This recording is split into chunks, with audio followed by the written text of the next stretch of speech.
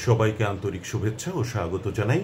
আশা করছি আপনারা ভালো আছেন, সুস্থ আছেন এবং আজকের এই পর্বেও আপনারা আমার সঙ্গে আছেন।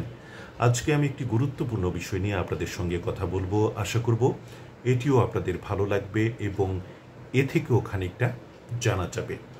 আপনারা জানেন যে নানান ধর্মের গুরুত্বপূর্ণ সব অনুষ্ঠান, উৎসব, আয়োজন ইত্যাদি খবরের বিষয়বস্তু হয়ে আসে। তখন উপস্থাপকদের সেসব খবর উপস্থাপন করতে হয়, নানান ধর্মের নানান শব্দ বা পরিভাষা উচ্চারণ করতে হয়। কাজে এই বিষয়গুলো সম্পর্কে আমাদের খানিকটা ধারণা অবশ্যই রাখতে হবে। ইতোপূর্বে আমি ইসলাম এবং হিন্দু ধর্মের নানান উৎসব আয়োজনের নানান পরিভাষা, নানান শব্দমালা এবং তাদের উচ্চারণ নিয়ে কথা বলেছি। আশা করি আপনাদের মনে আছে। আজকে বৌদ্ধ ধর্ম সম্পর্কে খানিকটা বলবো। এই ধর্মেরও নানান পরিভাষা রয়েছে, নানান শব্দমালা রয়েছে, নানান উৎসব, পর্ব, অনুষ্ঠান ইত্যাদি রয়েছে। কাজে সেসব শব্দমালা বা পরিভাষা সম্পর্কে আমরা খানিকটা ধারণা রাখব। তো ধর্মটির নাম হচ্ছে বৌদ্ধ ধর্ম, আর যিনি এই ধর্মের প্রবর্তক তাঁর নাম হচ্ছে গৌতম বুদ্ধ। এখানে আর বৌদ্ধ নয়, এখানে হচ্ছে গৌতম বুদ্ধ। তারপরে হচ্ছে পঞ্চশীল। বৌদ্ধ ধর্মের 5টি মূল নীতি রয়েছে, সেগুলোকে একসঙ্গে বলা হয় পঞ্চশীল।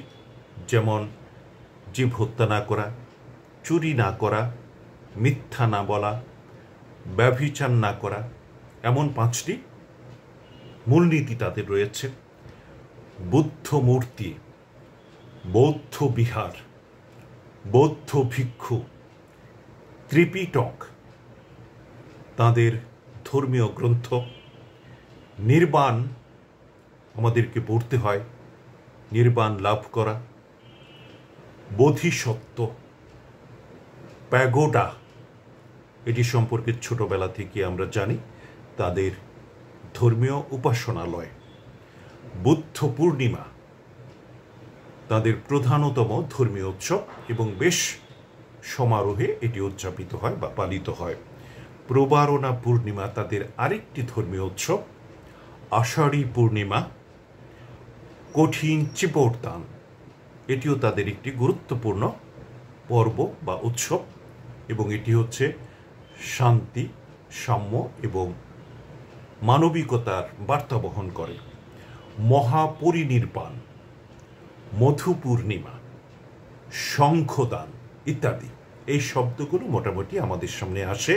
আমাদেরকে সে শব্দগুলো উচ্চারণ করতে হয়, উপস্থাপন করতে হয়।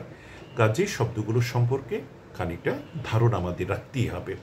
শব্দগুলো আমি আবারও বলছি।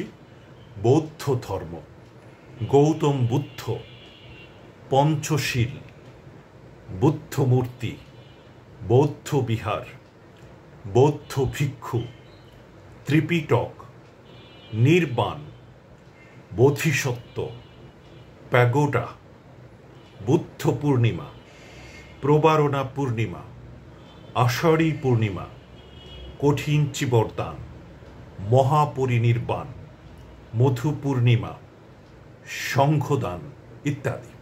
আশা করি আজকের আলোচনাটি আপনাদের ভালো লেগেছে। সবাইকে আন্তরিক ধন্যবাদ জানাচ্ছি সাথে থাকার জন্য। ভালো থাকুন, শান্তিতে থাকুন। খোদা হাফেজ।